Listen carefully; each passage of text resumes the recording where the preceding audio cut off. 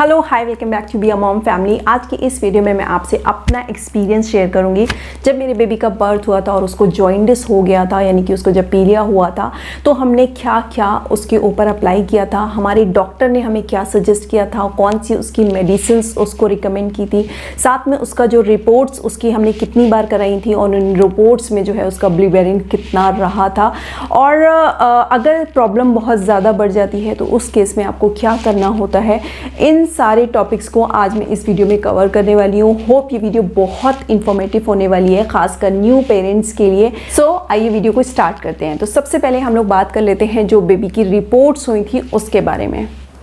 तो ये देखिए, सबसे पहले मेरे बेटे की जो रिपोर्ट है ये हुई है 13 अक्टूबर को। मेरे बेबी का जो बर्थ था वो था 11 अक्टूबर का। ये देखिए, एज है सिर्फ 3 डेज़, राइट। और उसका बिलिरुबिन है 7.7, ऑब्जर्व्ड वैल्यू कि उसका इतना था, और रेफरेंस वैल्यू क्या है 0.1 to 1.9 mg पर DL। उसका बिलिरुबिन डायरेक्ट है 1.2, बट होना चाहिए उसका 0 से 0.3 तक। बिलिरुबिन इनडायरेक्ट है उसका 6.5, बहुत ज़्यादा है, होना चाहिए 0.1 से 1.0। दूसरी रिपोर्ट है जब बेबी 11 डेज़ का था, 21 अक्टूबर की। डॉक्टर ने हमें बोला था 17 को कराने की। देन इसका जो इसकी वैल्यू है वो 7.2 है फ़िलहाल, पहले थी 7.7, अब हो गई है 7.2। दोनों रिपोर्ट्स में जो है थोड़ा फ़र्क दिखा है। इसके बाद भी हमने एक और रिपोर्ट कराई थी, वो फ़िलहाल अभी मुझे मिली नहीं है। देन आपको मैं कुछ दिन बाद की और भी रिपोर्ट दिखाती। तो ये तो थी हमारी सारी रिपोर्ट्स। अब पूरा प्रोसीजर क्या हुआ था, कैसे हुआ था, ये सारी मैं आपसे बात करती हूँ। सबसे पहले जब बेबी का बर्थ हुआ था तो उसी टाइम भी मोस्टली बेबीज़ को जॉइंडिस होता है, उनको पीलिया होता ही है। वेल, जब बेबी घर आया था तो डॉक्टर ने इनिशियली हमसे बोल दिया था कि आपको जो है बेबी को धूप दिखानी है।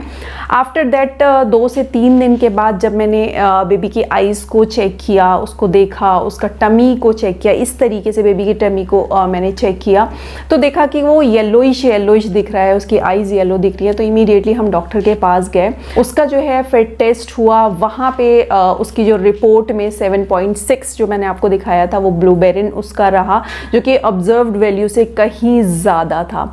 उसके बाद डॉक्टर ने हमको बोला कि आपको जो है डेली 45 मिनट तक बेबी को धूप में लेकर बैठना है। सुबह वाली धूप जो बहुत अर्ली मॉर्निंग होती है, सनराइज के बाद में, वो वाली धूप में उसको लेके बैठना है।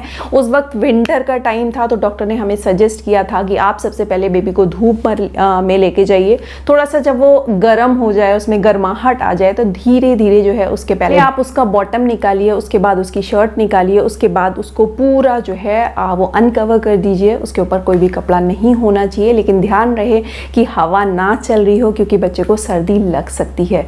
इसके साथ में डॉक्टर ने हमको ये विटामिन डी, जो मैंने आपको बताया, विटामिन डी का जो ये सिरप है, ड्रॉप्स है, विटामिन डी की जो ड्रॉप्स हैं, ये उसने हमको दी थी। और उसके साथ में डॉक्टर ने जो है हमको आई ड्रॉप भी दी थी, क्योंकि उसकी आइज़ जो हैं वो येलो हो रही थी, तो उसको आई ड्रॉप भी दिया था।